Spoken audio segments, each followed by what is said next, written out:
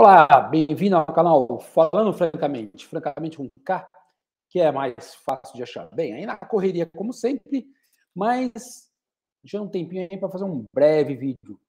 E esse vídeo é uma sessão aguda de natação aumenta a ingestão energética após exercício em homens e mulheres jovens. Basicamente, vou dar um breve aí resumo do que a gente vai falar. Esse estudo ele vai atrás de anedotas, né, de estudos não comprovados e até de algumas outras evidências, de que a natação em si é um tipo de esforço físico que, diferente da média dos outros exercícios, aumenta a ingestão energética. Porque, de modo geral, havia um consenso aí de que a maior parte dos estudos de outros tipos de exercício, que eles chamam de land-based, que é exercício de terras, na terra, feitos na terra, em ciclismo, em corrida e tal, não aumentam a ingestão energética aguda, pelo contrário, até diminui, enquanto que a natação tem esse aumento. Então, nesses estudos, eles avaliam isso, né, porque tinham poucos estudos com amostras pequenas, em geral com homem, ele avalia homem e mulher, e vê que existe esse estudo também. Então, vamos falar um pouco rapidinho, né? Então, ali, no abstract, ele fala, né? Então, ele fala, ó, exercícios baseados na terra, então, caminhada, corrida, ciclismo, tipicamente não altera a ingestão energética pós-exercício no dia que eles são feitos. Entretanto, anedotas, né, relatos não comprovados, portanto, e evidências experimentais empíricas preliminares sugerem que a natação pode aumentar o apetite e a ingestão energética, diferente dos exercícios baseados na terra. Então, nesse estudo, ele compara a natação, ciclismo e o repouso, são 3 condições, repouso, ciclismo e exercício. O ciclismo e o exercício com o mesmo gasto calórico, né? Então, isocalóricos, gastam a mesma coisa. Na verdade, até eles foram programados para gastar menos, mas até o ciclismo, olha que interessante, o ciclismo até gastou mais. Questão, aí vou investigar a questão da apetite e gestão energética e a preferência alimentar, né? Aspectos ligados à recompensa, não só a ingestão energética, mas a recompensa também. E aí, são 32 homens e mulheres, eles fizeram, isso é abstract, tá? 3 tentativas de 60 minutos, um exercício considerado subjetivamente difícil, 15 na escala de percepção subjetiva.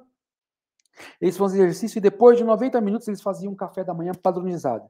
E é onde eles avaliavam, faziam lá o questionário para avaliar o tipo de alimentos que eles comiam, a parte da recompensa, e o total de energia consumido durante meia hora eles poderiam consumir isso, pelo que eu me lembro, né? Então, preferência alimentar, foi feito um questionário tipo de leads, após 15 minutos de exercício, e uma gestão energética ad libitum, 30 minutos após o exercício, eles tinham 30 minutos para fazer isso, né? Então, vamos lá, de novo a introdução. Ele fala na introdução, nos últimos 20 anos, diferentes grupos avaliaram como que o exercício afeta a ingestão alimentar ad libitum, né, a vontade, e os hormônios em relação ao apetite.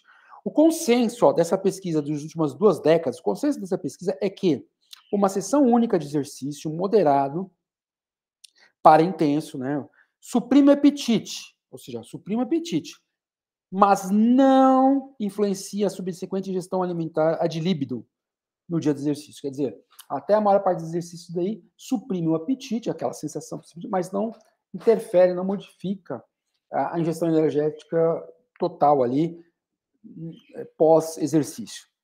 E aí, tem estudo, ele fala ainda, né, exercício e controle de apetite, principalmente baseados, esses estudos são principalmente, como já falei, exercícios baseados na terra, né? E aí tem os relatos que sugerem que a natação pode ser diferente, né? Então, e aí ele fala, como eu já disse também, os estudos com natação são pequenos, sem medidas hedônicas, sem as medidas que tem nesse daí do prazer. Então, os pesquisadores estão interessados em ver quantas vezes isso pode alterar o prazer percebido ou esperado em relação ao alimento. Aqueles conceitos de liking e want, né? Quanto eu estou disposto a comer o alimento, quanto eu quero, quanto eu enfim, alguns conceitos sobre isso, essa parte de alimento aí. O objetivo primário do estudo, comparar diferentes efeitos agudos da natação e do ciclismo no apetite, ingestão energética e preferência de alimentos, como em mulheres. Olha aqui a hipótese deles, ó. Que a natação, mas não a bicicleta, o ciclismo, vai aumentar o apetite, a ingestão energética de libido e a motivação para consumir determinados alimentos. Então, eu já falei o estudo, ele usou um questionário para ver essa parte alimentar, e ele usou para comparar ali tanto o ciclismo como a natação, exercício intermitente, né, de bike e natação,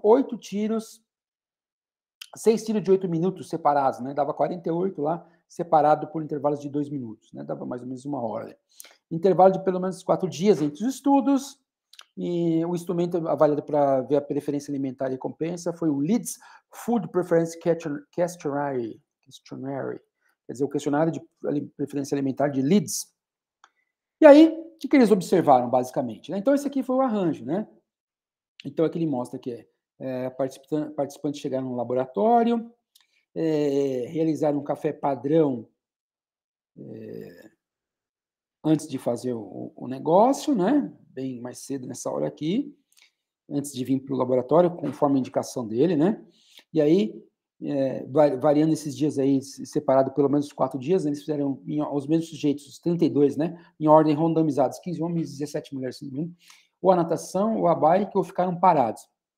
Eles faziam lá 1 hora, e aí tinha o questionário de preferência alimentar, e o Black Rectangle indica uma refeição de macarrão, pasta, né?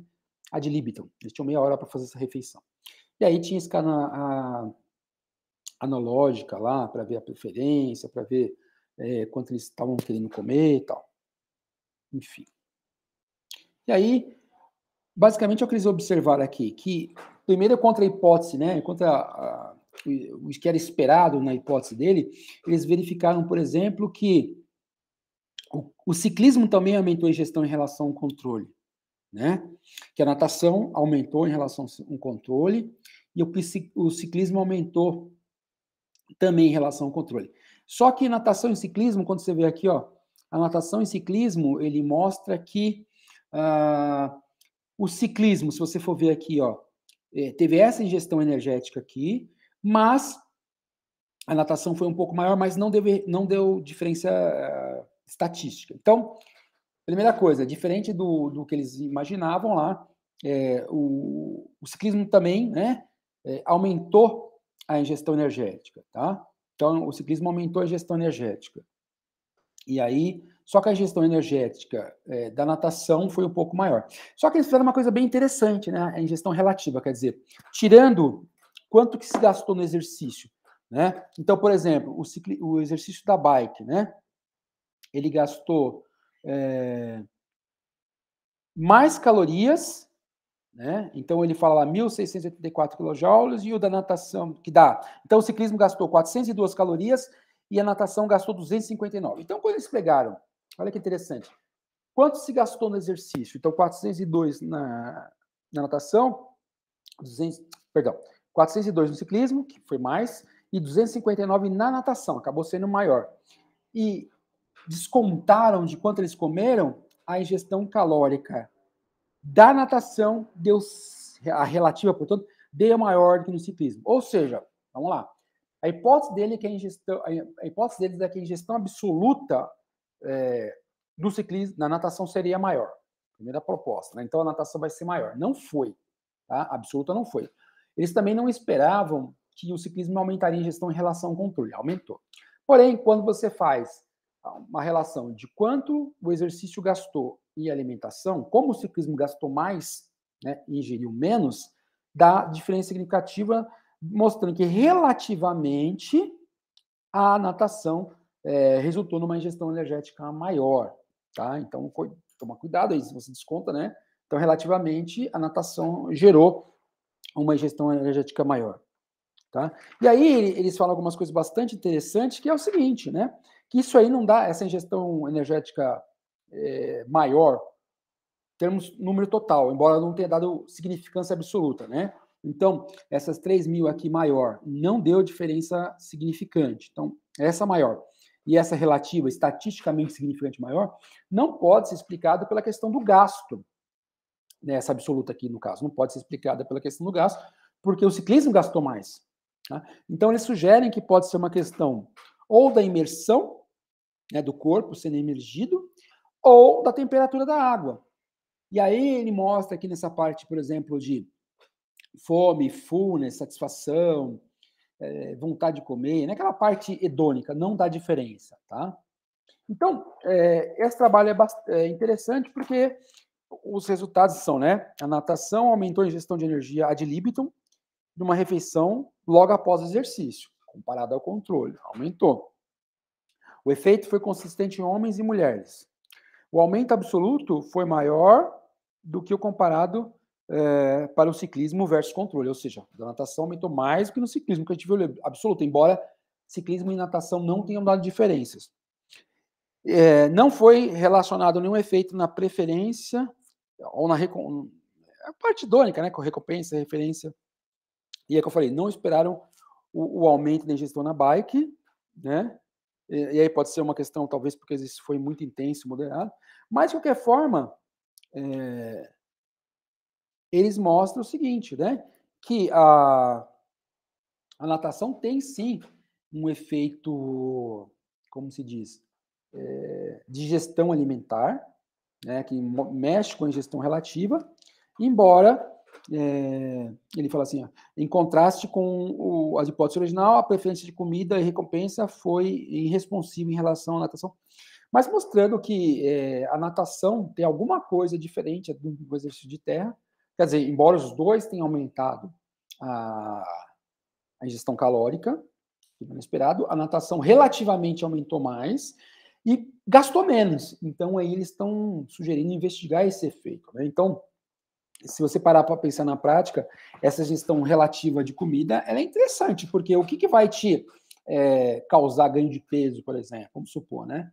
É a diferença entre quanto você gastou e quanto você está ingerindo. E isso foi maior na natação, tá? Não foi maior o gasto energético pós-exercício, porque o ciclismo também aumentou, que eles não esperavam. Os dois aumentaram. E a natação, em termos absolutos, foi maior, apesar de não ter atingido o número bruto foi maior, apesar de não ter alcançado diferença estatística. Mas, quando você considera o gasto comparado à ingestão, tira um do outro, faz a ingestão relativa, a natação foi diferente, gastou mais. Então, aí, supondo aí, né, sugerindo umas coisas interessantes sobre alimentação, indicando aí aquela ideia de que a natação tem algo diferente, né? Aí eles vão ver, como eu falei agora, será que é a temperatura? Será que é a imersão? Será que quando o indivíduo não treina muito intenso, esse efeito ainda é maior? Porque ele fala, por que eles, né, quando eles comentam assim, por que o ciclismo aumentou? Talvez pela intensidade que foi muito elevada, tá? Mas a questão é interessante, né? O que está acontecendo aí? E é um trabalho que comprova, embora tinha algumas evidências aí a priori sobre esse tema, comprova aí o que os relatos não experimentais aí sugeriam, de que a natação tem algum efeito na ingestão alimentar. Embora esse trabalho, que ele fala que é um trabalho inicial, não mostrou que além do conteúdo energético, também há um aumento aí na ingestão, em termos de qualidade de macronutriente, preferência, né? Por exemplo, preferência por sabor doce, preferência por alimento mais gorduroso, isso não apareceu. Então, é isso desse vídeo aí, um vídeo, tentativa de um vídeo mais breve. Sempre interessante aprendendo coisas aí, né? Esse sobre o efeito de um tipo de exercício sobre a ingestão energética. Como é que o pessoal fala, né? Faça os 3C, né? Curte, compartilhe, comente, chame seus amiguinhos e até um próximo vídeo, se Deus quiser. Um abraço!